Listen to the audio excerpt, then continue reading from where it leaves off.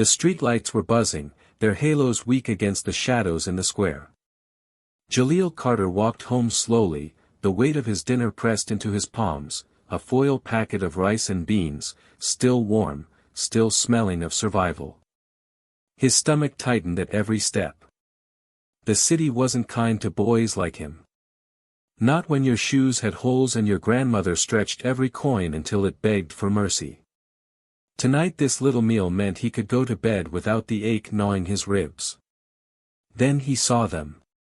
On the bench near the boarded-up pharmacy sat Rosa and Emmett Hughes, an old couple the block had nearly forgotten. Their coats were thin, their shoulders bent, their hands shaking as they shared a bottle of tap water poured into a cracked plastic cup. They weren't begging. They weren't even looking up. They were simply waiting for hunger to pass. Jaleel stopped. The foil packet grew heavier. He felt his own hunger claw at him, reminding him he was only 13, reminding him that no one would call him foolish if he just walked on. His grandmother would be waiting with her tired smile and her watchful eyes. He could say he ate. He could hide the truth. But his feet turned toward the bench anyway. He held out the packet. "Here," he whispered. Rosa blinked in confusion. "No, child. You need it more." But Jaleel pressed it into her hands. "Please." Her fingers curled around it slowly, like she was afraid it might vanish. Emmett looked at him with eyes that had seen too much war, too much loss, and still brimmed with gratitude. "God bless you, boy." The smell of beans hit Jaleel's nose one last time as they opened the foil carefully. His stomach growled so loud he thought they would hear. He turned away quickly, before they could see his hunger in his eyes. Every step home was heavier. When he opened the door, Lorraine looked up from her chair. She was small but stern, her hair streaked with silver, her eyes sharper than any knife. "Did you eat?" she asked, the same question every night. "Yes, Grandma," he lied, forcing a smile. She studied him for a moment, then nodded slowly. "Good." But when he lay down later, the lie burned hotter than his hunger. His chest ached, his stomach twisted, and the sound of Rosa unwrapping his meal echoed louder than the ticking clock on the wall. If you've ever gone to bed knowing you gave away what you needed most, subscribe now, and tell me where you're watching from. Because Jaleel's kindness tonight is about to summon something he never expected. The morning came gray and wet. Rain tapped against the window like 1,000 tiny fingers. Lorraine stirred the weak tea she made for breakfast, but Jaleel barely tasted it. He hadn't told her about Rosa and Emmett. He hadn't told her he lied. His hunger sat like a stone in his stomach, but guilt sat heavier. The neighborhood moved outside their window. Neighbors hurried down cracked sidewalks. Buses coughed awake. Dogs barked at shadows. Life went on. Ordinary. Forgetful. Then came the knock. It was heavy. Firm. Not the way neighbors knocked. Lorraine froze. Who in the world? The knock came again, slower this time, but deliberate. Jaleel stood. His heart thumped hard enough to shake his ribs. He walked to the door, each step slower than the last. He pressed his hand against the peeling wood. He could feel the vibration of the last knock still lingering there. "Don't open it," Lorraine whispered. "Nobody with good news comes this early." But something pulled him. He turned the lock. The door creaked open. And there, framed by rain and the gray light of morning, stood a man Jaleel had only seen in newspapers and on billboards downtown. His suit was pressed, his shoes untouched by the mud, his presence too big for their crumbling street. Behind him stood a woman, tall and sharp-eyed, her hands folded, her gaze scanning every corner. The man looked down at Jaleel, his eyes narrowing slightly. "You're Jaleel Carter?" he asked. Jaleel nodded slowly. The man's lips curved into something that wasn't quite a smile. Good. He stepped forward, one polished shoe crossing the threshold. Lorraine gasped from her chair, her voice trembling with a mix of fear and defiance. Who are you? What do you want with my grandson? But the man didn't answer her. His gaze stayed locked on Jaleel. The boy's throat tightened. He didn't know whether to run, to slam the door, or to speak. The stranger adjusted his cufflinks, as if he had all the time in the world. Rain dripped from the edge of his coat, but he didn't seem wet. He didn't belong here. He belonged to another world entirely, one of glass towers and private cars, not cracked sidewalks and chipped paint. Yet here he was. On their doorstep. Asking for Jaleel. If your chest feels tight right now, subscribe, and tell us where you're watching from in the comments. Because when power comes knocking at the door of the powerless, it's never without a price. Silence stretched between them, heavy and thick. The stranger studied Jaleel like he was a puzzle already half solved. Lorraine pushed her chair closer, blocking the path inside. Answer me, she demanded. Who are you? The man's eyes flicked to her briefly, then back to Jaleel. That's not important today, he said softly. The words made the room colder. Jaleel's hand tightened on the doorframe. He wanted to ask why the man knew his name. He wanted to ask how he had found him. He wanted to ask what this had to do with last night, with Rosa and Emmett, with the meal he no longer had. But the question stayed trapped in his throat. The man's expression never changed. He simply looked at Jaleel one more time, then turned slightly, signaling to the woman behind him.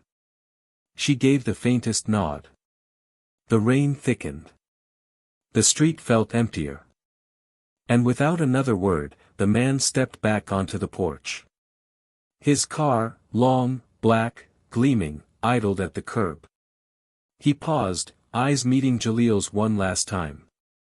See you soon, he said. Then he walked away, his shoes unmarked by the mud, his presence lingering even after the door closed. Jaleel leaned against the frame, his heart pounding, his breath coming fast. Lorraine wheeled closer, her hand on his arm.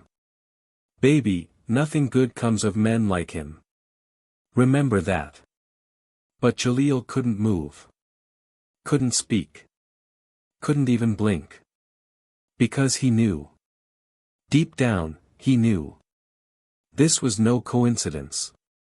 What he did last night on that bench, that single act of kindness, had called this man to their door. If you've ever felt the weight of being noticed for the wrong reason, subscribe now, and tell us in the comments where you're watching from. Because Jaleel's story is only beginning, and the knock he answered today will echo through every tomorrow. The rain didn't stop after the man left. It thickened, soaking the street until the cracked pavement gleamed like black glass. Jaleel stayed by the window long after the taillights of that sleek car vanished, his hand still pressed to the curtain. He didn't even notice when his grandmother wheeled herself back toward her chair with a tired sigh. Leave it be, Lorraine muttered. Men like that don't forget a door once they find it. But nothing good waits on the second knock. Jaleel nodded, though his eyes stayed fixed outside. He told himself the street was empty. He told himself the night was ordinary. But the truth was heavy in his stomach, heavier than the hunger that gnawed there again. He turned away at last, lay down on his thin mattress, and tried to close his eyes. But sleep came in short, jagged bursts. Every sound outside carried weight. A dog barking felt like a warning. A passing bus shuddered like a growl. Even the dripping roof seemed to measure time toward something inevitable. When he woke again, the lamp still glowed weakly and the curtain shifted with a draft. He pushed himself up, rubbing his eyes, and froze. The car was back. Parked across the street this time, angled toward their building. Its headlights were off, but its outline was clear against the wet asphalt. A long, low silhouette that didn't belong in this neighborhood. Jaleel's breath caught. The windows were tinted, darker than the rain, but he swore he felt eyes inside, eyes fixed on their window, on him. If you've ever woken in the dark and felt someone was watching, subscribe now, and tell me where you're watching from. Because that's the fear crawling across Jaleel's skin tonight. He crouched below the sill, heart hammering, trying to convince himself he imagined it. But the steady purr of the engine reached him through the rain. The car wasn't passing through. It was waiting. Lorraine stirred in her chair. "What are you doing down there, boy?"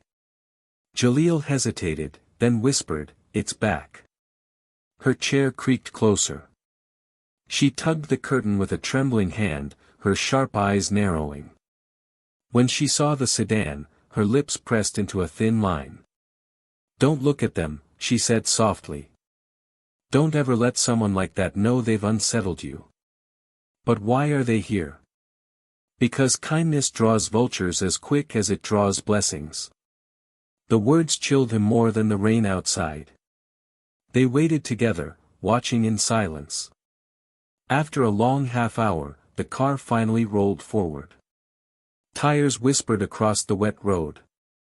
The sedan turned the corner and disappeared again. But the fear didn't leave.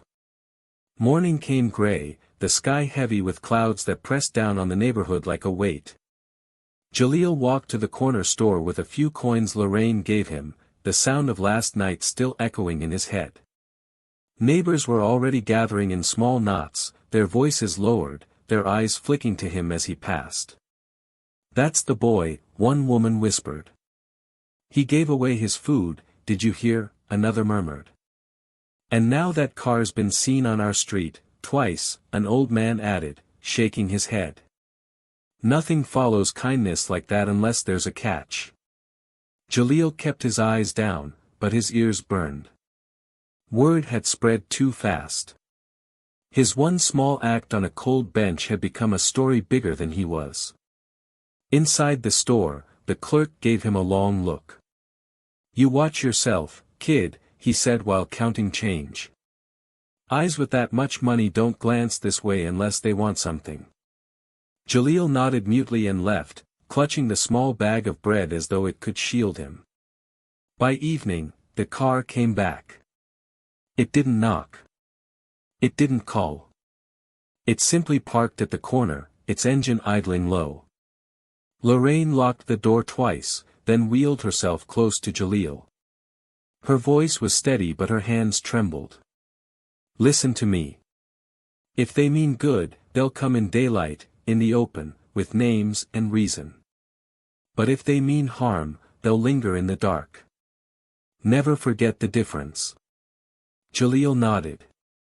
But when night pressed down again, the difference blurred. He couldn't sleep. The hum of the car vibrated in his bones. He shifted on his mattress, eyes wide, listening for footsteps that never came. The thought of Rosa and Emmett crossed his mind again. Had they eaten since? Had his small gift cursed them too? He sat up, went to the window, and peeked through the curtain. The car was still there. No lights. No movement. Just presence. If your stomach twists imagining that silent watcher outside your home, subscribe now, and tell me where you're watching from. Because the knock at the door isn't always the loudest danger, sometimes it's the quiet waiting. Hours crawled. Rain slowed to a drizzle. Jaleel's eyelids drooped, but every time he blinked, the shadow of the car snapped them open again. Then, at nearly 3 in the morning, the engine cut off. Silence spread, thicker than any darkness. Jaleel froze, breath caught in his throat. Lorraine stirred, half asleep, whispering his name, but he couldn't answer. He kept staring. The car door clicked open. A figure stepped out, umbrella snapping against the drizzle. Tall. Still. Watching the building. Jaleel ducked below the sill, heart pounding so loud he feared it would carry through the window. He dared not look again, but he felt it, the gaze, sharp as glass, pinned to their apartment. Minutes passed. Then the sound of footsteps, slow and deliberate, moving closer. He squeezed his eyes shut, clutching the edge of his blanket. The footsteps stopped just outside their building. No knock came. No voice called. Only silence, and the weight of eyes that promised tomorrow would not be ordinary. If you've ever known the terror of waiting for danger you can't see, subscribe now, and tell me where you're watching from. Because Jalil's night just became the kind you never wake from unchanged. The footsteps outside never came to the door that night, they took the stairs instead, slow, careful, mapping the building as if the walls themselves might testify. Jalil lay flat on his mattress, counting each creak until the sound faded, then returned, then faded again. Lorraine didn't sleep either, her breathing stayed shallow and alert, the way people breathe when they don't want fear to hear them. At dawn the rain quit pretending to be gentle. It hammered the roof, hissed in the gutters, filled the hallway with the sour smell of wet wood. Someone's radio sputtered awake down the corridor, a morning preacher promising protection over static. Protection sounded expensive. Lorraine rolled to the window and shifted the curtain a finger's width. "Gone," she whispered. For now. For now felt worse than danger. It meant the threat had patience. The day moved in short, brittle pieces, a trip downstairs for the mail that never came, a kettle that took too long to boil, a neighbor knocking to ask nothing and learn everything. Jalil avoided the glass, the street turned reflective after rain, and reflections made the world seem full of watchers. Late morning, footsteps climbed with purpose. Not the slow mapping from the night. A steadier rhythm. A hand paused on their doorknob without knocking. Lorraine put her palm up, "Don't speak." The handle turned a fraction, then stopped against the lock. Silence stretched. Then a soft voice came through the seam, measured and calm. "Mr. Carter," the voice said, "I won't force an entry. I only want to speak where the hall cannot listen." It was a woman's voice. Not cold, trained. Polite in a way that offered no choice. Lorraine's mouth went tight. "Names first," she called back. "And business second." "Vega," the voice said. "Miss Vega. My business is your grandson's well-being." "Then you can speak with me," Lorraine said. "Through the door is fine." A pause, slight as a blink. "Very well," Miss Vega said. "Last night someone waited outside your building to see who came and went. I asked him not to knock. He listened to me, he doesn't always. This morning he left. I asked him to do that as well." "You give a lot of orders," Lorraine said, "for someone who asks." "I serve someone who's not used to hearing the word no," Ms. Vega replied. "It helps to offer options that sound like yes." Jalil watched Lorraine's eyes as she listened. He expected anger. He found calculation. "What do you want with the boy?" Lorraine asked. "To keep him unharmed while people decide how to feel about him," Ms. Vega said. "How to feel?" Lorraine's laugh was a breath through her nose. "He's a child. He's a story," Ms. Vega said. "That travels faster."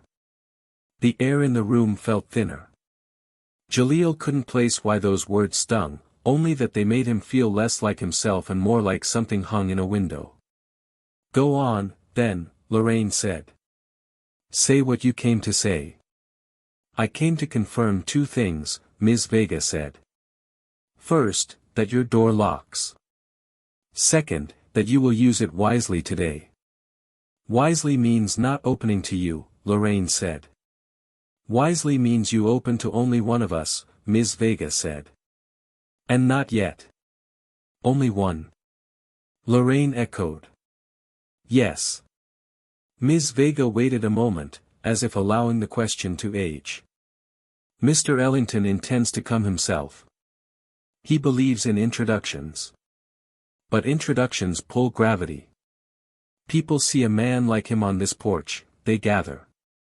They film. They invent. Today is not the day for that. Ellington. The name felt like a glass building dropped into a small room. Lorraine didn't repeat it. She looked at Jalil instead, searching his face for fear or pride or anything she could manage by name.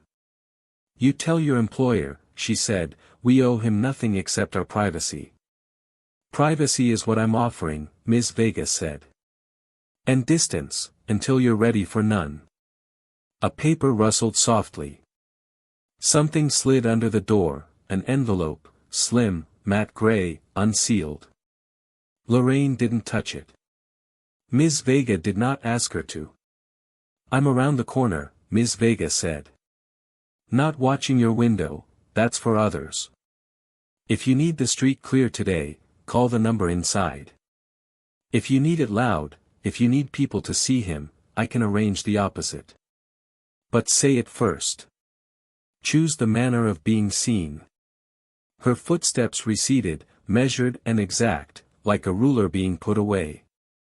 Lorraine waited until the hall went quiet, then picked up the envelope with a dish towel, as if it might stain. She opened it, slid out a single card, a phone number and 3 words handwritten in neat, even ink. You decide how. They stared at the card like it might speak again. The apartment felt smaller around it. You hear the trick? Lorraine said at last. They don't ask if, they ask how. That's always how it starts. How what?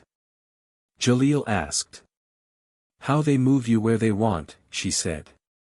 They draw the map and call it your choice. She tucked the card back in the envelope and set it on top of the refrigerator, the tallest thing in the room. Out of reach didn't mean out of mind, but it was a start. The day hardened as it went. A city truck ground past, chain clanking, children splashed in leftover puddles, a sky the color of old steel refused to brighten. Jalil tried homework again and found the math didn't want to sit still. Numbers shifted into phrases, you decide how, that wouldn't solve. By afternoon, the hallway carried more voices than usual, neighbors finding reasons to pass their door. Some pretended they'd lost their keys. Some needed sugar. One woman offered to sell them a rug that wasn't hers to sell. Each glance took inventory. Is the boy frightened? Is the grandmother bending? Is there money yet? When the kettle finally whistled, Lorraine let it scream a second longer than necessary. The sound felt like something she could control. Eat, she said, setting 2 mugs and a slice of bread between them. Food is a kind of armor. It doesn't stop bullets, but it makes the body harder to push. They ate in small, stubborn bites. Jalil tried not to think of the bench, of hands that shook when they met food. Kindness, he was learning, echoes where you cannot put your hands over your ears. A soft knock came just after dusk. Not the stairs. Not the patience of last night. A courteous tapping, 2 beats, the rhythm of someone who expects a welcome. Lorraine didn't move. Who is it? She asked without looking at the door. Someone who thinks the hall listens too well, a man's voice said. The same voice as yesterday. Controlled, crisp, practiced at making a threshold feel optional. We don't, Lorraine said. Listen too well. That would be a first, he said mildly. May I come in? You may not, Lorraine said. You may make your words fit the space. Silence.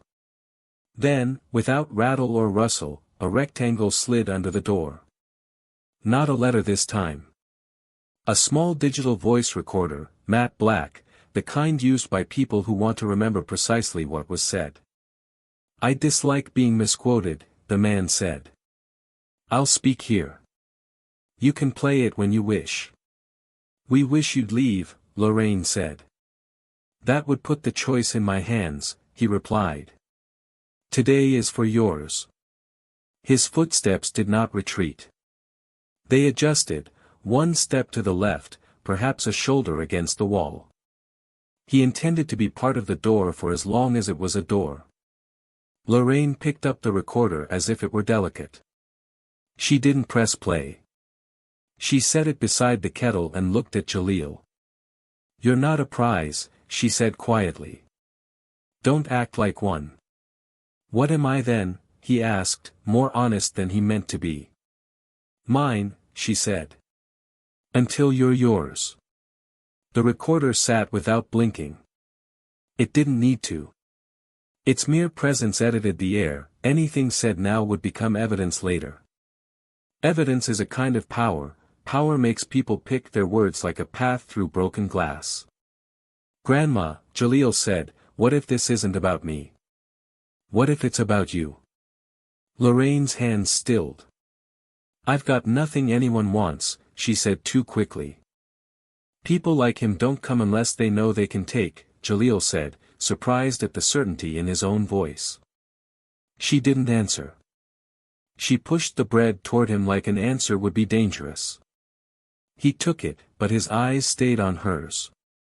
He'd learned the language of her silences, the one for worry, the one for pain, the one for memory. This one was new.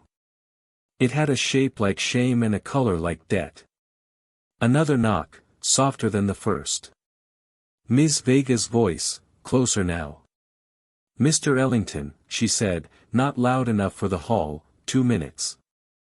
"We shouldn't draw a crowd here." Ellington. There it was in the air of their home, not on a billboard, not in a stranger's mouth across a city, here, pressed against paint that peeled in long patient strips. Lorraine glanced at the envelope on top of the refrigerator, then at the recorder beside the kettle, then at her grandson's face. She seemed to measure 3 kinds of danger and select none. "We're done for today," she said through the door. "If you come back, you bring a reason that fits on paper." A small, amused exhale. "Paper frightens people more than I do," Ellington said. "It outlives us." "Then write what you want," Lorraine said. "Sign it. Leave it. Let us read in peace." Silence again. A different rustle. Then a soft thud against the threshold, an envelope, heavier than the morning's, cream instead of gray, the kind of paper that costs enough to make a noise. "We'll try your way," Ellington said. "We'll do it on paper. And you'll find that paper has teeth." His footsteps withdrew. Ms. Vega's faded after his. The hall swallowed the sound, and for a while all that existed was the kettle's gentle sigh and the thin, high ring in Jalil's ears that meant adrenaline wanted a job. Lorraine didn't pick up the new envelope. She stared at it like a person stares at a dog they don't know, maybe friendly, maybe not, certainly not to be trusted. "Grandma," Jalil said, "do you know him?" She touched her throat. A gesture older than words. "I knew men like him," she said. "When your mother was young. When I took a job because rent didn't care about pride." "Did he?" Jalil began, then stopped. The recorder felt too close to whatever he might ask. Lorraine understood anyway. "I worked in a building with his name," she said. "I learned the meaning of signatures." She swallowed. End of silence. "You signed something," Jalil said. "I signed to keep a paycheck," she said. "I signed to be small so your mother could be bigger." She looked at the door. "I signed to let men like him call a cage an opportunity." Something cold moved through Jalil's chest that wasn't fear. It was a puzzle piece sliding into place, the kind that makes the picture darker.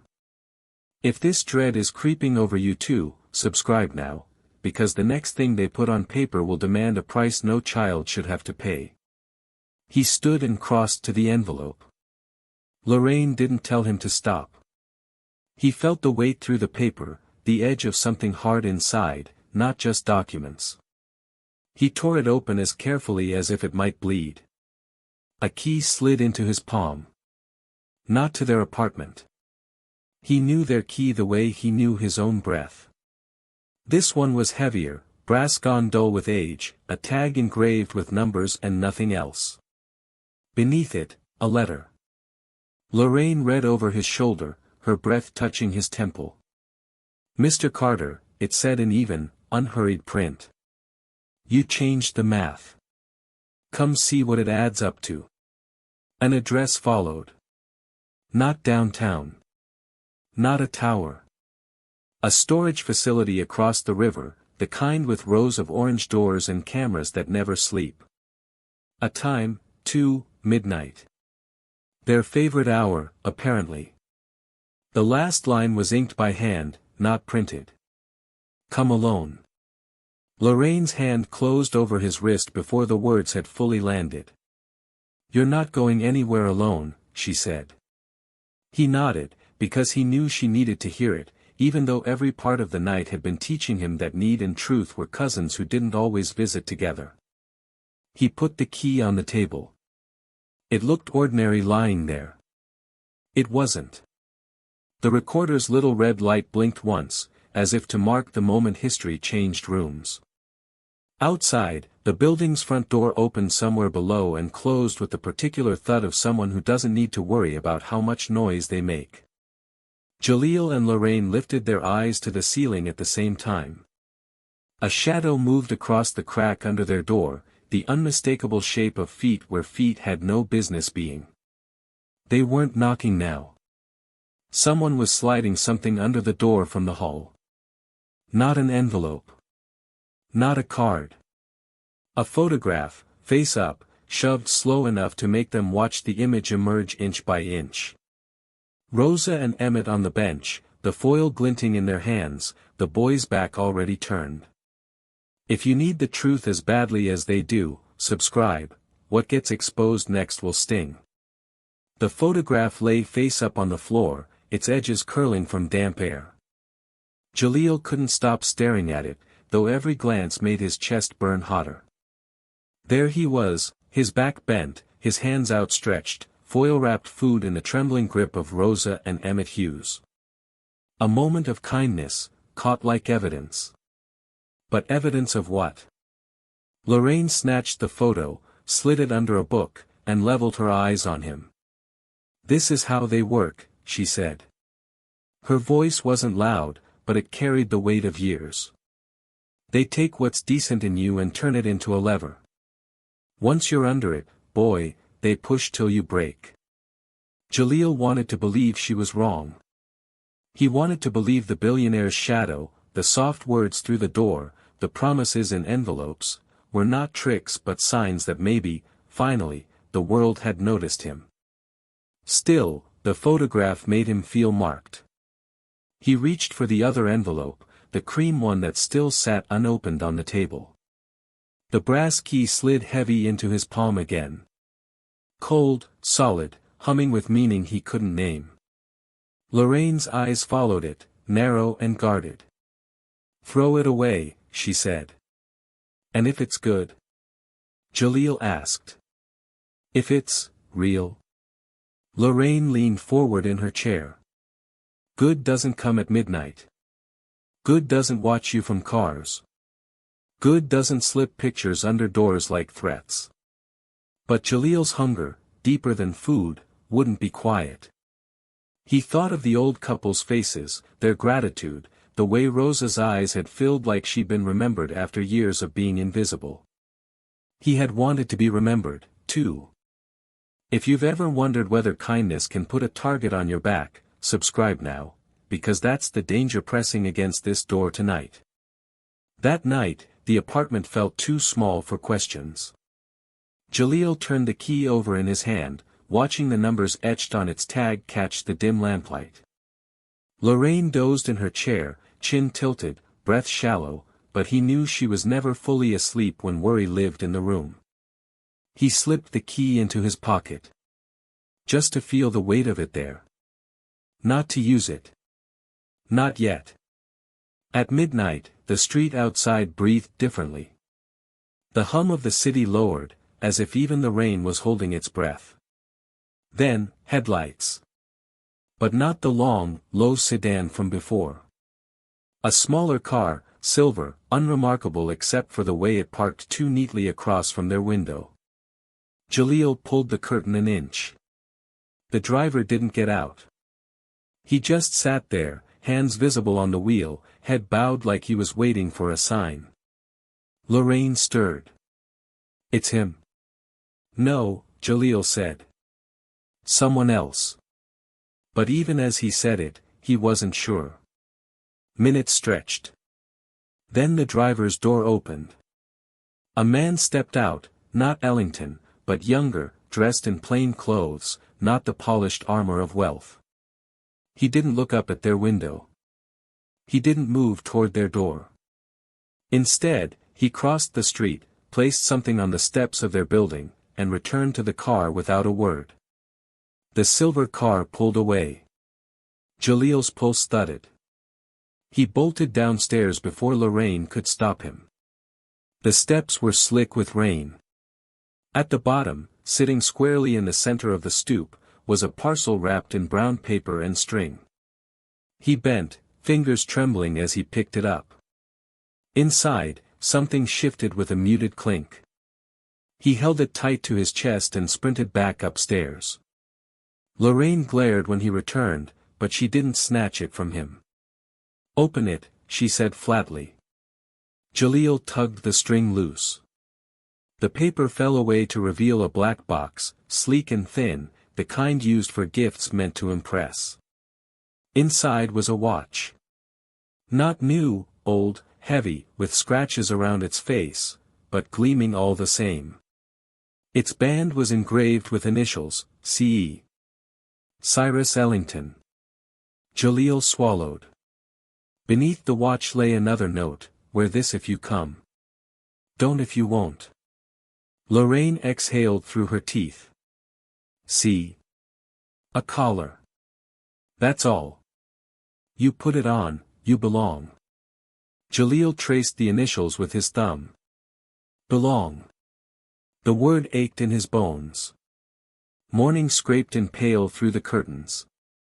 The watch ticked steady on the table between them, louder than it should have been. Jalil tried homework again, but the numbers wouldn't hold still. Lorraine cleaned, moving slowly but with intent, as if order could fight off intrusion. Neither mentioned the box, the photo under the book, the envelope on the fridge. But every silence circled back to the same place, the key in his pocket. By evening, when the sky bruised purple and the street grew restless, Jalil stood. He picked up the watch. Lorraine's chair rolled forward, blocking the door. "Don't. I need to know," Jalil said. "If it's bad, I'll come back. If it's good," he broke off. The word sounded too much like hope, and hope felt dangerous to name. Lorraine reached for his wrist, her grip surprisingly strong. "You don't owe them your footsteps. You already gave more than most men twice your age would." Jalil looked at her hand on his. He thought of Rosa and Emmett, faces lined with hunger and gratitude. He thought of the way the billionaire's name filled the room like thunder, of Ms. Vega's calm voice through the door, of the envelope that said "Come alone." "I have to," he whispered. If you feel the chill of that choice too, subscribe now, because the wrong door open tonight can change everything. He slid the watch onto his wrist. Heavy, too big, but it clicked into place like it belonged. The second hand ticked steady against his skin. Lorraine's eyes shone wet, but she didn't beg again. She only said, "Then don't let them see you break." Jalil nodded once, unlocked the door, and stepped into the night. The street was hushed, empty but not. He felt eyes in every darkened window, in every curtain that twitched. The brass key dug into his pocket. The watch ticked louder. He walked toward the corner where the silver car had parked. The rain had stopped, but the air smelled of it, heavy with waiting. At the far end of the block, a figure leaned against a lamppost, face hidden by the brim of a hat. Not moving. Watching. Jaleel's steps faltered. The figure lifted a hand, not in threat, but in signal. A slow, deliberate motion, pointing toward the road that led across the river. Toward the storage facility. Lorraine's voice echoed in his mind, "Good doesn't come at midnight." But the key burned hot in his pocket, and the watch pressed steady on his wrist, urging him forward. He took a breath, tightened his fist, and walked into the dark. The bridge over the river looked older at night, its iron bones slick with leftover rain. Jaleel kept to the railing and moved fast, shoulders hunched against the kind of wind that felt like a warning. The city behind him held its tongue, even the neon stayed dim on this side. Ahead, the storage facility rose like a low fortress, rows of orange doors behind a chain-link fence, cameras perched like patient birds under metal eaves. A single lamp over the entry keypad made a small circle of light that didn't reach the gravel. He touched the brass key in his pocket to be sure it was still real. The watch on his wrist ticked louder than it had at the apartment, as if it liked the air out here better. Midnight wasn't a time anymore, it was a door he'd already stepped through. The gate didn't ask his name. It asked for a code. He stared at the keypad, 40 green buttons lit like small eyes, and felt the quick pinch of panic you get when you've walked too far to pretend you weren't going somewhere.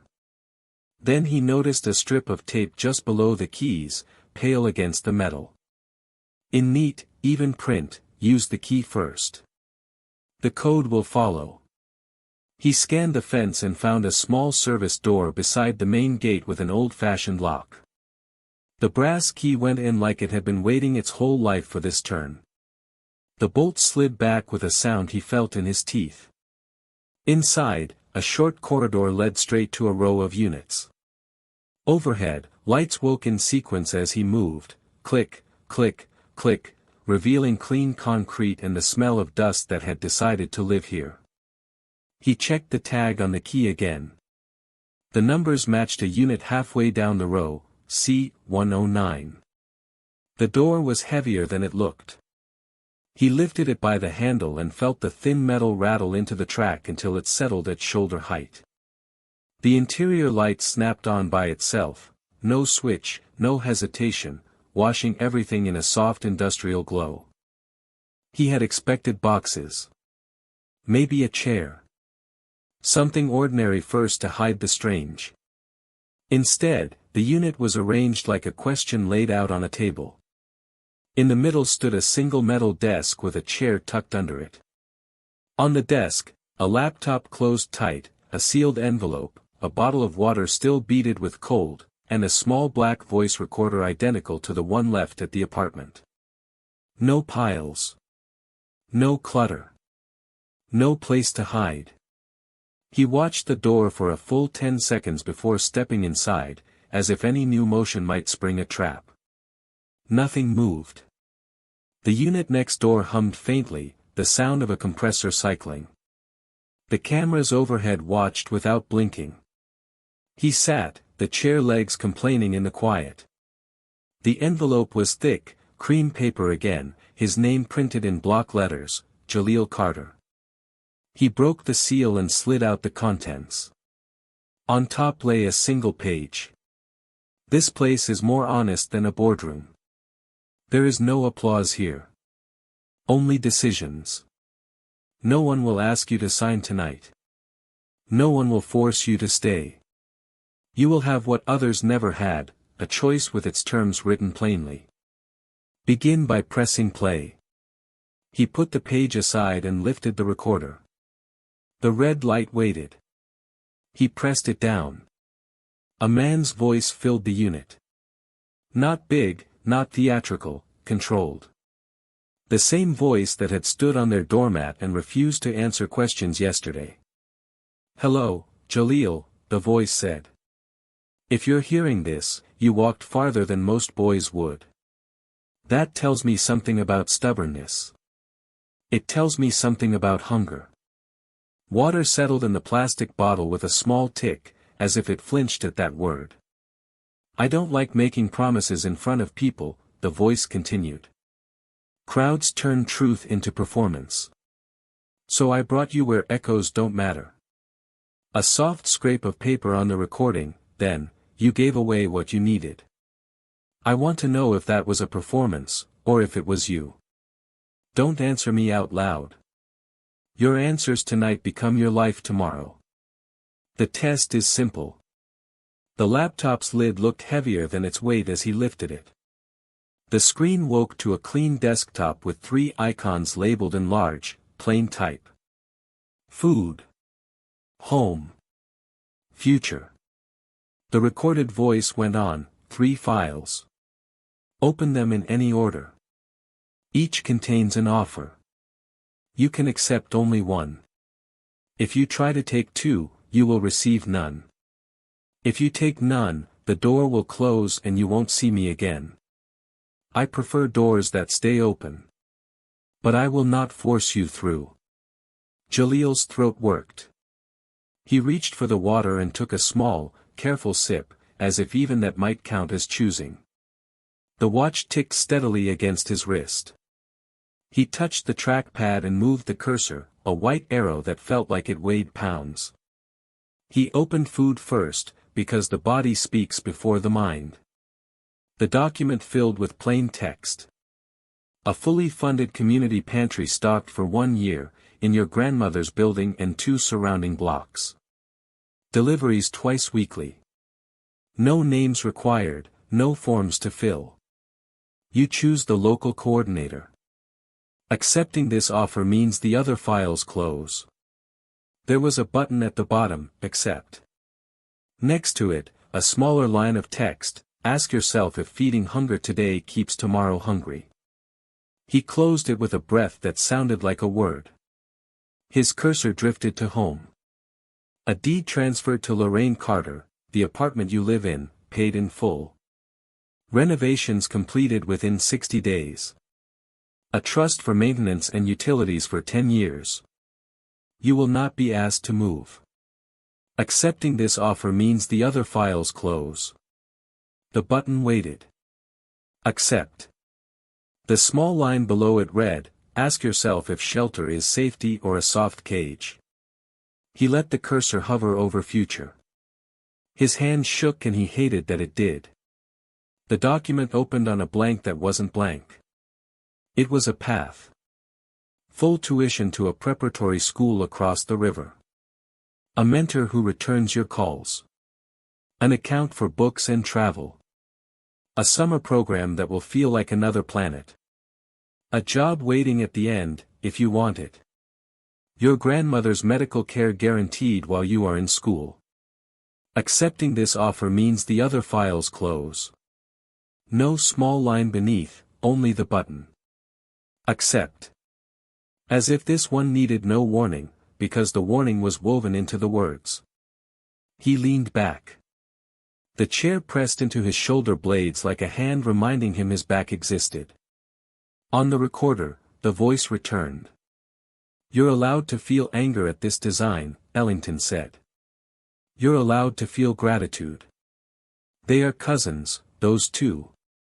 Do not confuse them with either debt or pride. I will know what to do with you based on what you choose to do with yourself.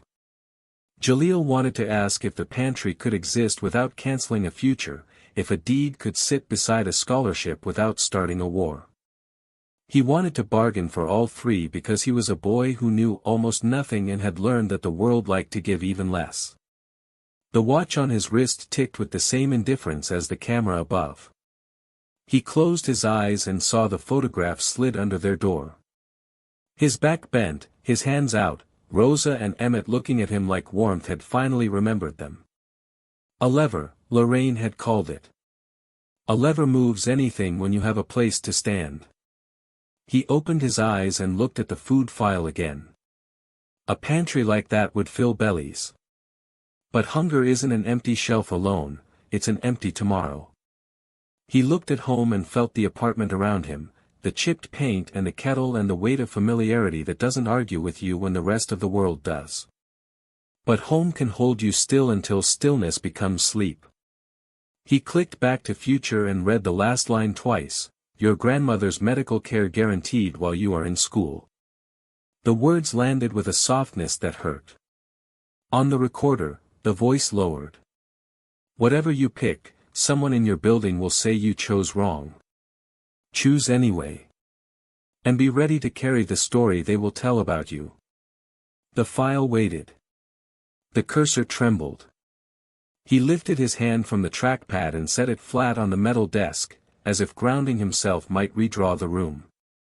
If your chest is tight watching a kid weigh a neighborhood against a lifetime, subscribe now, because the choice he makes here will not have a do-over.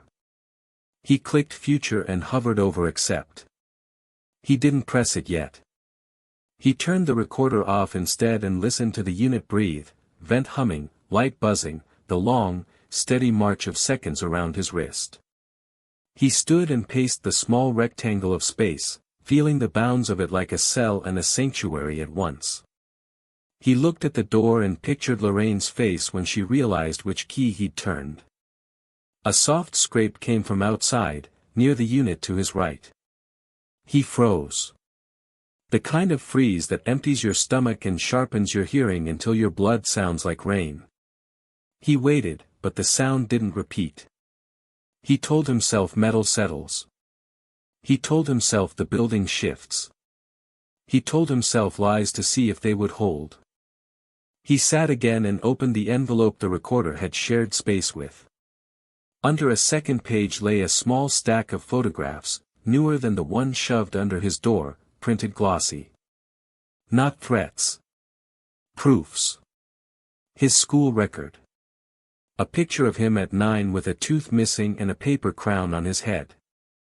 Lorraine at a clinic desk, signing her name in careful, slow strokes. Rosa and Emmett on a brighter day years ago, their faces unlined by the kind of tired that counts years like debts. A note beneath the photos, handwritten, not typed. I do not pay for sainthood. I invest in honesty. If you want to feed everyone first, you will drown. If you want to keep a roof first, you may sleep while water rises. If you want a future, you will owe me nothing but work. Pick, and stop trying to be a hero to 3 different stories at once. He set the note down very carefully, angry at the words because they were shaped like a truth he didn't want to admit. He thought of the pantry that would open with his nod, he thought of Lorraine holding a deed in both hands, he thought of a classroom across the river where he would be the only one wearing a watch with someone else's initials. He clicked accept on future before he could talk himself into being everyone's answer and no one's son. The screen blinked, a simple checkmark, green as a traffic light. A new window opened with a date, a time, a campus address, and one line, bring the watch. He closed the laptop and let his shoulders fall until the chair caught them. He wanted to cry and sleep and run and shout all at once, which meant he was still a kid and the world was still itself. The sound from outside returned. Not a scrape. A footfall. He stood slowly. The unit's door was still rolled halfway up, the metal teeth holding steady in their track. Beyond, the corridor poured away into light and shadow. He stepped close and peered left, then right. Nothing moved. But the air had that feeling you get when someone has just left a room or is about to enter one, the temperature of breath. He crouched and lowered the door a few inches, enough to feel safer but not trapped. The metal rattled like a whispered argument.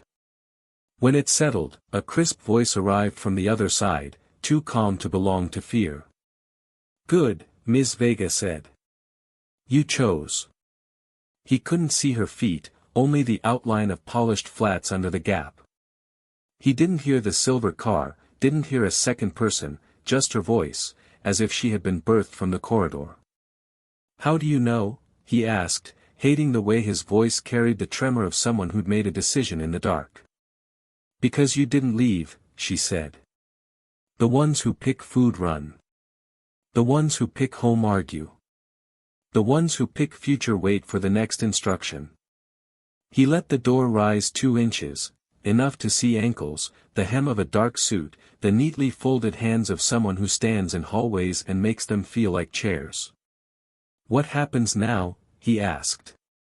"Now you walk out without looking back," she said. "And I walk behind you so anyone who thought they could follow learns a new rule." "And Ellington?" he asked. "He'll remain a question a little longer," she said. "Questions are useful. Answers end things." He hesitated, thinking of Lorraine in the apartment with the envelope stacked like soft threats and the photo hidden under a book. "My grandmother," he said. "She can't." "Medical care is already being arranged," Ms. Vega said. It wasn't a trick line. "We don't write those." He swallowed. The watch ticked as if yes were a sound time could make. "Turn off the light," she said. "Leave the key in the lock. Come out and close the door like the past should be closed, firmly, but without ceremony." He reached for the switch and found there wasn't one. He shut the laptop, the light dimmed to a hum. He left the recorder on the desk, red eye off. He set the brass key in the lock, teeth pointing toward an old life. He pulled the door down until the unit clicked into itself and the tiny echo of the corridor said finished.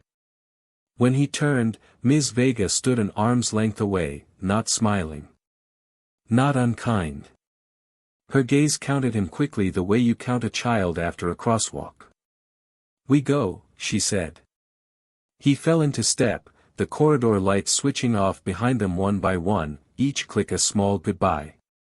At the corner, where the row turned and the exit light burned pale, something shifted in the shadow, too close, too human.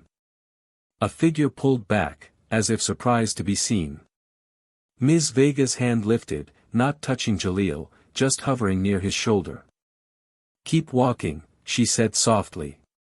"You're about to learn whether that watcher is a friend who doubts or a friend who sells stories." He didn't turn his head. He listened to the quiet that has teeth and walked toward the door, aware of the steps that began to follow at a distance close enough to name and far enough to deny. The night carried them out of the storage facility like a tide pulling back into deeper water.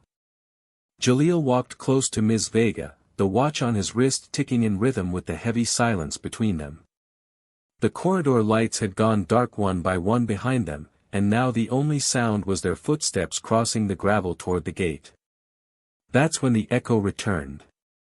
A second pair of shoes, softer, keeping time with theirs.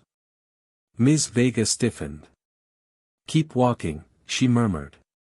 Her hand never touched him, but Jalil felt her control like a leash drawn tight. The fence gate groaned open, metal against metal, and as it swung shut behind them, a man stepped into the amber pool of the street lamp. He wasn't dressed like the boardroom figures Jalil imagined. His jacket was cheap, his shirt open at the collar, his face rough from nights without sleep. But his eyes, sharp, restless, fastened on the boy first, then flicked to Vega. "You're still running the tests," the man said. His voice was half bitterness, half disbelief. "All these years and you still feed kids to Ellington's machine." Vega's tone was a blade. "Step back, Lowell." The name hung in the air like smoke. Lowell. Not stranger. Not outsider. Insider. Jalil swallowed, the taste of iron in his mouth. "Who are you?" Lowell smiled without warmth. "Once, I sat where you sit. Once, I wore the watch." His gaze dropped to Jalil's wrist. "And once, I thought a future offered was the same as a future earned. But Ellington teaches through hunger. When he's done with you, you'll be hollow." Vega's eyes narrowed. "You failed because you couldn't carry the weight. Don't poison a boy because your knees buckled." Lowell ignored her. He took a step closer, shadows carving his face into something almost skeletal. "Do you know what your grandmother gave up so you could live in that apartment? Do you think rent just pays itself in a city like this? Ellington helped her once.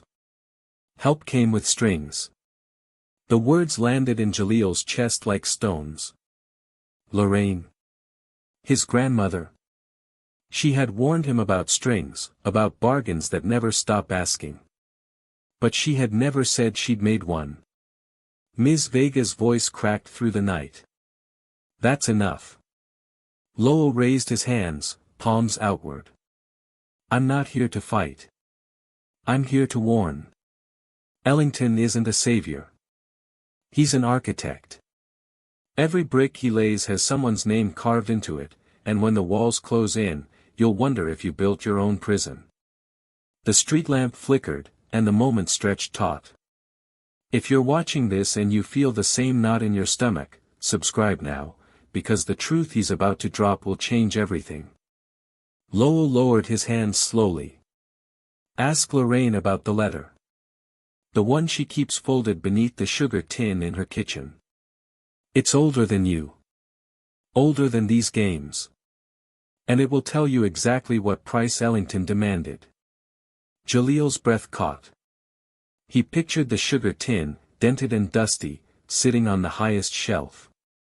Lorraine had always guarded it, never letting him touch it, never explaining why it mattered. Vega moved then, stepping between them. Go home, Lowell. Crawl back to whatever shadow still tolerates you. Lowell chuckled, the sound broken. I already live in the shadows, Vega. The difference is I didn't choose mine. His eyes found Jaleel one last time. Remember this, boy, every promise costs more than it gives. Don't let him use you to balance his books. Then he turned, shoulders sagging, and vanished into the alley beyond the lamp, swallowed by dark like he belonged there. The silence left behind felt heavier than his presence. Vega didn't speak. She unlocked the car parked nearby and gestured. Jaleel slid into the seat, his chest buzzing with questions he didn't dare voice. They drove in silence through streets that blurred into each other, neon bending on wet pavement. When the car finally stopped in front of his building, Vega turned her face toward him. You'll hear many stories, she said. Choose the ones that make you stronger. Forget the rest. But forgetting wasn't possible. Not with the sugar tin waiting upstairs like a secret burning through the floorboards. He climbed the stairwell slowly, every creak of wood echoing louder than it should. The apartment door gave way to the familiar scent of tea and detergent. Lorraine sat at the table, her hands folded as if she had been waiting all night. Her eyes searched him, quick, worried, but not surprised. You're late, she said. I know, he answered. His voice cracked. Her gaze fell to the watch. She didn't ask where it came from. She only sighed, as though some old clock inside her had finally struck midnight. When she rose to make tea, Jaleel's eyes darted to the shelf. The sugar tin sat there, harmless, ordinary. But his heartbeat hammered. Ask Lorraine about the letter. He waited until she turned her back, the kettle filling at the sink, and he stood, dragging a chair across the floor. The scrape made her glance over her shoulder. What are you doing? She asked. He reached up, fingers brushing the cold metal of the tin. Jaleel, she said sharply. The tin tilted, then came down heavy in his hands. He set it on the table, pried at the lid, and pulled free a folded sheet yellowed with age. His name wasn't on it, but her signature was there, scrawled at the bottom in ink that had long since faded. Lorraine froze. Her lips parted, then pressed shut. The kettle hissed in the background, forgotten. Jaleel held the letter with trembling hands. What did you do? The fear in her eyes was answer enough. Subscribe now, because what's written on this page could destroy the story he thought he knew about his own bloodline. He unfolded the paper. The words swam at first, blurred by panic, but then came sharp into focus. Promises. Dates. Amounts.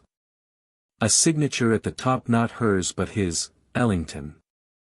And below, the line that burned. In exchange for continued residence and medical protection, Lorraine Carter agrees that her grandson Jaleel will one day be presented as candidate for advancement. His acceptance or refusal will not negate the debt. The page trembled in his grip.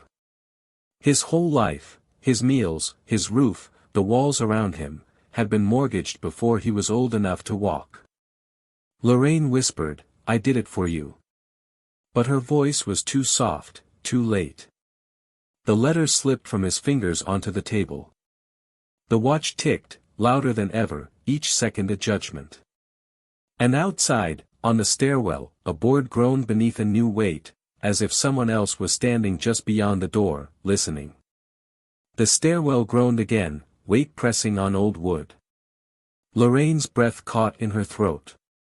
Jaleel folded the letter back into the tin, his fingers trembling.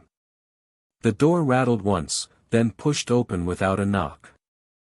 Lowell stepped in. He looked worse than he had outside the storage facility. His jacket was damp, one sleeve torn, his eyes sunken with exhaustion. Yet there was an energy about him, a sharp edge that cut through the room the moment he entered. "Still keeping secrets, Lorraine?" His voice was low but filled the small apartment. "Still feeding children into Ellington's machine?" Lorraine's hands pressed flat against the table. "You have no right to be here." Lowell ignored her. His eyes shifted to Jaleel. "Did she tell you, boy? Did she tell you what that letter really means? She signed your life away before you had teeth in your mouth." Jaleel's stomach tightened. The words echoed what he had read, but hearing them aloud was worse, as if spoken truth carried a heavier weight than ink on paper. "I did what I had to," Lorraine said. Her voice cracked, but her chin lifted. "There was no other way. He would have taken everything, your food, your roof, my job, if I hadn't agreed." Lowell's laugh was brittle. "And so you traded him instead? A bargain written in your grandson's name. That's Ellington's genius, he doesn't steal. He convinces people to give." The silence that followed was unbearable. Jaleel stood, the chair scraping back. "Is it true?" he asked. His voice sounded like it belonged to someone older, someone harder. Lorraine reached for him. "Jaleel, please." But Lowell cut in. "You deserve the truth." She signed because she thought Ellington's kindness was free. But nothing from him is free. Every coin has a chain attached, and every chain leads back to him. If you're watching this, and you've ever trusted a promise that came with hidden strings, subscribe now, because what Lowell is about to reveal will make you question every deal you've ever known. Lorraine's hand dropped to her side. "You failed, Lowell. You let bitterness eat you alive. Don't poison him with your regrets." "I failed," Lowell said, stepping closer, "because I believed the lie. Because I thought I could outwit the man who builds cages and calls them opportunities. And now you want to do the same with him? Feed him to the same fire?" Jaleel's pulse hammered. He could feel the letter in his pocket like a weight dragging him under. "Why are you here?" he demanded. Lowell's expression softened for a fleeting moment. "Because I see myself in you. Because I know what happens when Ellington smiles and says, 'Future.'" He reached into his coat and pulled out a black envelope sealed with dark wax. The insignia was simple, a single letter E. "This is what comes next." Lorraine stepped forward quickly. "Don't take it." Lowell held it out, unwavering. "Tomorrow, you are summoned. Not asked. Not invited. Summoned. Ellington's board wants to see what you'll do. They want to measure you like cattle before auction. And if you refuse," he let the sentence die, but his eyes said enough. Lorraine's shoulders sagged. She sank into the chair, her hands covering her face. "I tried to keep you from this," she whispered. "I thought I had more time. Jaleel stared at the envelope. And if I go? Lowell's jaw tightened. Then you step into the world Ellington built. A world where every kindness is a test, and every test cuts deeper than the last. The apartment seemed to shrink, the walls pulling in. The envelope lay on the table like a loaded weapon. Lorraine lifted her head. Her eyes were wet but fierce. You don't have to go. Tear it up. Walk away. Lowell shook his head. He can't. That letter was written before he was born. His choice is no longer whether he'll play. It's whether he'll survive. The kettle screamed on the stove, shrill and piercing, but none of them moved. Jaleel reached slowly, his fingers hovering over the seal. If you've ever felt trapped by choices made before you could even speak, subscribe now, because Jaleel's next move will decide whether he rises or is crushed under Ellington's hand. He touched the wax. It was cold, hard, unyielding. His heart thudded against his ribs. Lorraine stood abruptly, grabbing the envelope, clutching it to her chest. No. I won't let you. Lowell's face darkened. It's not yours anymore. For a moment, it seemed they would tear it between them, a tug-of-war with Jaleel's life hanging in the balance. Then Lorraine froze, her eyes darting to the window. Shadows moved on the street outside. Not one, but several. Men in suits, faces obscured, standing too still beneath the lamplight. Watching. Waiting. They're already here, Lowell said quietly. Tomorrow has come early. Lorraine's grip faltered. The envelope slipped from her hands, landing on the table with a heavy thud. Jaleel looked from her pale face to Lowell's burning eyes, then to the wax seal that seemed to pulse like a heartbeat. The door rattled once more. Then came a knock, slow, deliberate, final. The knock this time wasn't a question. It landed on the door like a verdict. Lorraine's fingers hovered over the wax-sealed envelope on the table. Lowell stood to the side of the room, shoulders squared, jaw tight. Jaleel felt the old wood under his bare feet, the watch heavy on his wrist, the letter in his pocket a hot coal he couldn't put down or drop.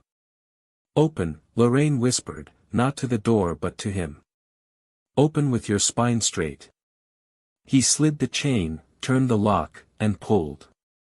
Cyrus Ellington filled the hallway without raising his voice or his hands. No umbrella. No entourage in the frame, those men waited at the curb like punctuation he hadn't spoken yet. Ms. Vega stood half a step behind him, composed, eyes taking the whole room in before anyone moved.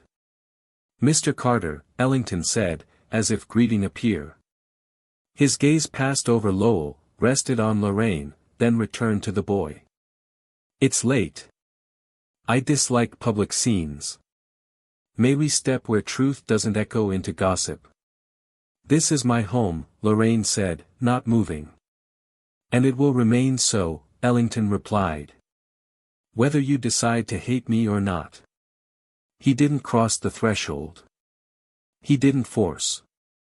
He waited, which somehow felt more powerful than pushing. Lorraine's chin lifted, she rolled her chair back a foot.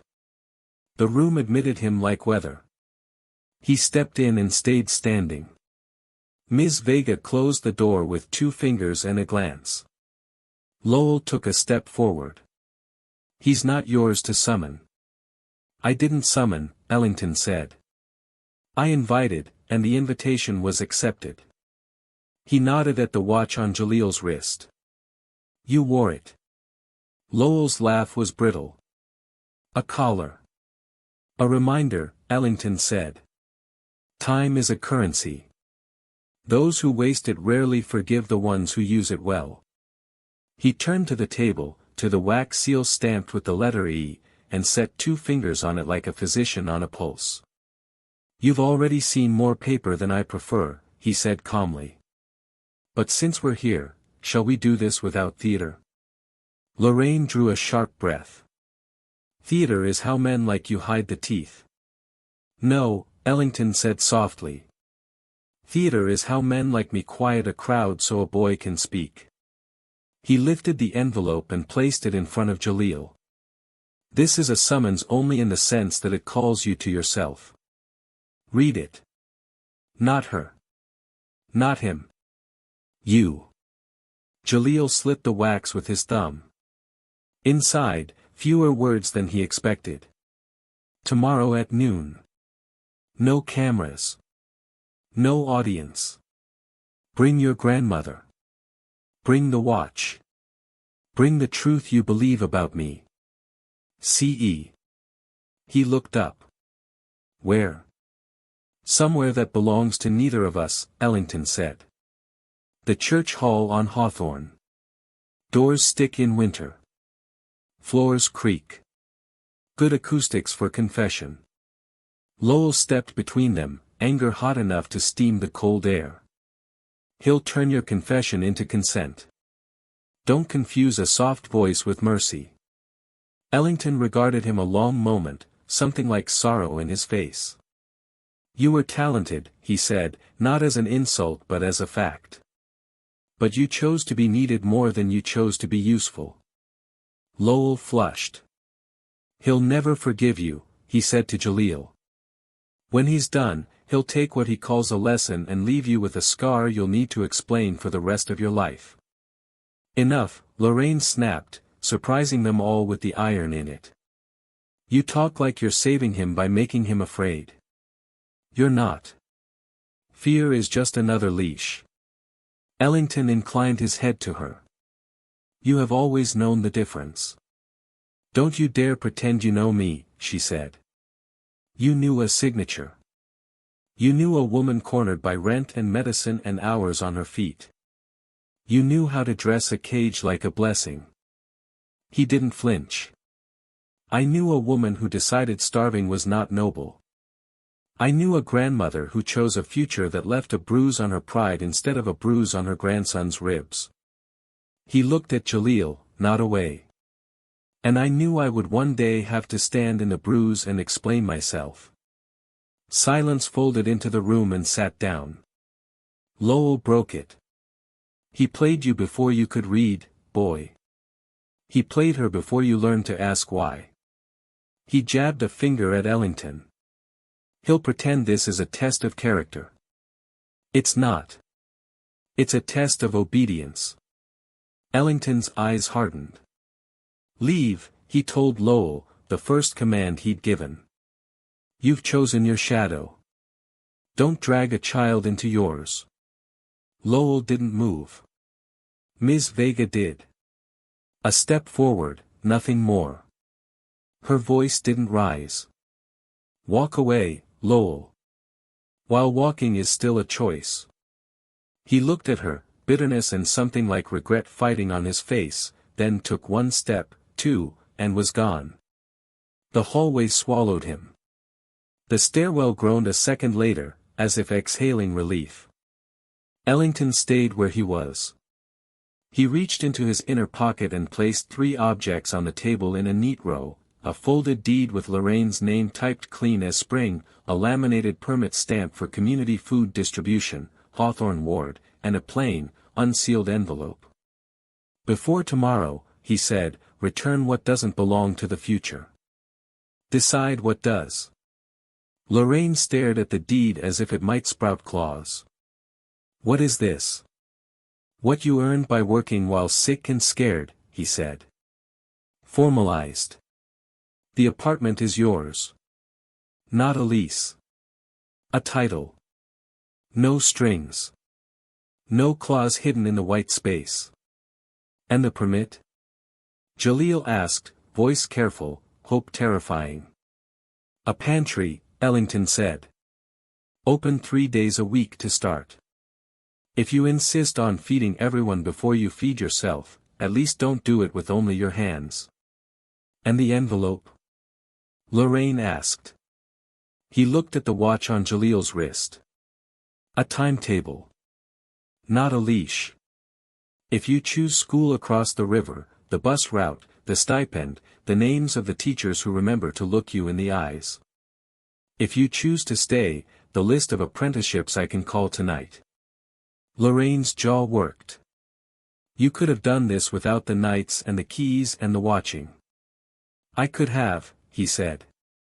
And you would have spent the rest of your life wondering what I wanted in return. What do you want?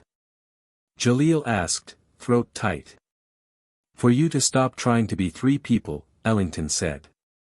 The boy who feeds a neighborhood, the boy who keeps his grandmother safe, the boy who outruns the statistics. Pick one and I'll make sure it doesn't crush the others. Jalil felt the floor tilt, not as a trap but as a choice so large it made the room feel small. If you feel that tilt too, when one decision could either save your family or swallow you, subscribe now, because the words he's about to speak will decide the shape of his whole life, ***. He looked at Lorraine. Did you sign because you trusted him? He asked softly. Or because you were afraid? She didn't hide. Both, she said. Fear first. Trust later. Trust that if I bet on a man who builds ladders and cages, maybe he'd remember which you needed if he ever learned your name. Ellington's eyes flicked, a tiny sign the strike landed. Tomorrow, he said, you speak to me in a room where no one claps. Tell me what you think of my ladders. Tell me what you think of my cages. Then choose. He turned to go, then paused. I will fund the pantry whether you come or not. A boy shouldn't carry that on his back. The deed is yours as well. Those are not tests. Those are overdue corrections. Lorraine's hand gripped the armrest until her knuckles blanched. And the future? That's the only part one won't do for him, Ellington said. He left without flourish.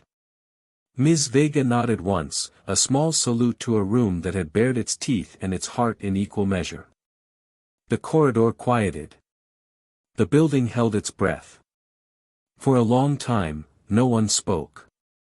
The deed sat like a brick that knew how to float. The permit gleamed dull. The unsealed envelope waited with a patience learned from paper. Lorraine finally reached out and touched the deed with one finger, as if to see if it would burn. It didn't. She exhaled a sound that might have been a sob or a laugh and wiped her eyes with the heel of her hand. Tomorrow, she said. We go together. Together, Jalil said. He slid the envelope closer and opened it. Inside, a single page. Schedule. Contacts. Expectations. It wasn't a contract. It was a map. At the bottom, in black pen, not a signature, a sentence. You don't owe me gratitude. Just prove me right about you. He folded the page and tucked it under the watchband, feeling the paper warm to his skin. Outside, engines idled, then eased away, the suits at the curb dissolved back into the city. Inside, the kettle remembered itself and began to murmur. Tea, Lorraine said, because ritual is how you talk to shock without letting it eat the room. She reached for the stove. A soft rap at the door stopped her hand. Not Ellington's knock. Not Lowell's. Lighter. Fast. Uncertain. Jalil opened to find Rosa and Emmett on the threshold, damp at the edges, eyes bright and frightened and grateful all at once. We heard, Rosa whispered. People talk. We shouldn't be here this late, but we wanted to say. Emmett lifted a small cloth bag, its weight inconsequential. Bread, he said. For when you forget to feed yourself. Lorraine took it, the same gesture her grandson had made on a bench not so long ago. For a heartbeat, the whole story was a circle you could draw with one finger.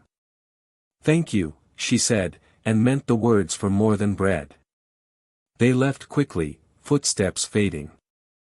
Jalil closed the door and set the bag on the table beside the deed. Tomorrow was no longer far away. It was a room they could find with their eyes closed. He lay on his mattress, the watch loud as a metronome keeping time for a heart that felt too new and too old at once. Sleep came poorly, but it came. He dreamed of a hall with floors that creak and a man waiting with nothing in his hands but listening. Morning arrived with a light that didn't apologize for itself. Lorraine wore her best blouse. Jaleel wore the watch and a shirt without a rip. He folded the deed into a folder like something fragile, slid the permit in behind it, and tucked the bus schedule into his pocket like a dare. They walked to the church hall. Hawthorne's cracked sidewalks gave way to steps worn by 100 Sundays. The door resisted, then yielded. Inside, the room smelled like coffee and wood polish. No microphones. No cameras. Sun made squares on the floor. Ellington stood alone at the far table. No suit jacket. Sleeves rolled. A man shaped by meetings, yes, but also by mornings like this, where there was no one to impress but himself. He didn't offer his hand. He pulled out a chair for Lorraine first. Then one for Jaleel. Then he sat and waited without speaking, which was somehow louder than any speech. "Say it," he said finally. "Say what you came to say." Jaleel looked at his grandmother, at the watch, at the man who had sent keys and tests and bread back into their house by a longer road. "Ladders and cages," Jaleel said. "You build both. I'm not here to be grateful for either." Ellington's mouth twitched. "Go on." "I'll take the school," Jaleel said, heart punching his ribs. "But you'll fund the pantry with my name nowhere on it, and the title stays with her. And if I ever feel like your lessons look more like leashes, I walk, and nothing else gets taken away from this table." Ellington didn't blink, didn't smile, didn't look at Vega for permission she didn't give. He simply nodded once, like a judge acknowledging an argument that met the standard. "Done," he said. "With one addition." Jaleel's jaw tightened. "What addition?" "You mentor 2 younger kids from your block once you find your feet across the river," Ellington said. "You're not a hero, but you're not alone either. Ladders break if only one person climbs them." Lorraine's eyes shone, pride and fear braided so tightly they were the same color. Jaleel nodded. "Done." Ellington slid a small stack of forms across the table: bus pass, medical intake for Lorraine, the pantry schedule with the first delivery already circled. He wasn't a magician. He was a man who liked systems, and for once the systems seemed pointed in the right direction. If your heart just unclenched and clenched again, because victory still feels like a cliff's edge, subscribe now. The choice isn't the end, it's the beginning, and beginnings demand more courage than endings ever do. A knock sounded on the open doorframe. Lowell leaned there, not inside the room, not out of it. He looked smaller in this light. Less predator, more ghost. "I came to see if you'd be swallowed," he said to Jaleel. "Looks like you learned to chew." Ellington didn't invite him in. He didn't send him away. He let the older man stand and watch, a witness without jurisdiction. Lorraine reached for her grandson's hand under the table and found it steady. Ellington set a pen down. "Last step," he said. "You sign nothing. You just say yes out loud, so there's no confusion about who chose, and who didn't." Jaleel looked at the watch, at the sunlit floor squares, at the woman who had traded pride for rent and kept his bones whole, at the man who tested in the dark and corrected in the light. "Yes," he said. The word didn't echo. It settled, right where it belonged.